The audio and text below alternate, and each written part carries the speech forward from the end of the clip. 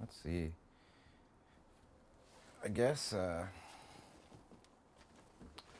makes the most sense? I'm Michael Stein. I am the graphic designer for Traffic Skateboards, and we're going to look at some of Rick's early boards and kind of talk about his history of graphics, and then the new series that I just worked on. Yeah, check them out. So for the fall season, Traffic's come out with these new graphics. It's definitely an idea that Mike Stein, someone I work with from a long time for Traffic, he's kind of always wanted to do. And oddly enough, it's like a good time that it comes out just because of the resurgence of Zoo, part of my history. So basically, I had the idea to do a series of Rick's original boards. I guess maybe like saw the old 101 series that was like everybody had like redos of the old Nodus graphics. So I kind of like went back and looked at some of the early Zoo York, Silver Star, Illuminati things that I, grew up skating, and then just kind of like reinterpreted them with the new guys on the team. It's a sick series. It's some of my favorite board graphics that I've had. The one and only Illuminati board that I had. Illuminati was amazing. The idea was amazing. It didn't really last really long. So this and then the hydrant board were done by Eli Gesner originally, who is super big influence on me. Actually, I hit him up just to make sure before we did the series to make sure it would be cool, and he gave me his blessings. And Luke got that board, and Illuminati actually kind of went, and that's what we did with Silver Star. And it was Eli's idea. Someone I cherish that dude, and I asked him if he didn't mind that I continue the idea to keep on going with Silver Star. So two of his other graphics, of the series, the Hiroki board, the Silver Star 6 degree board, and like honestly through most of this time is when I worked at Sub-Zero.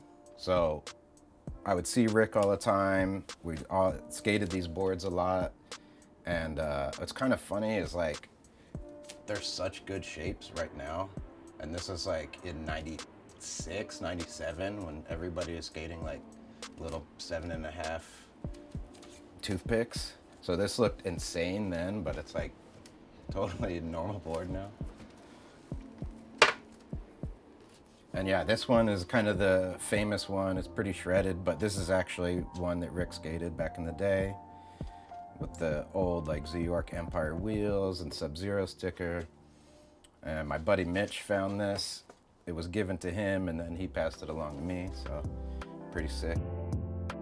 The hydrant board that I had that Eli made, back in that day, a lot of companies were making boards and graphics so rapidly that board that I had lasted almost like a year and a half. So I skated with Matt Reason every day, and honestly, he wrote for Adrenaline.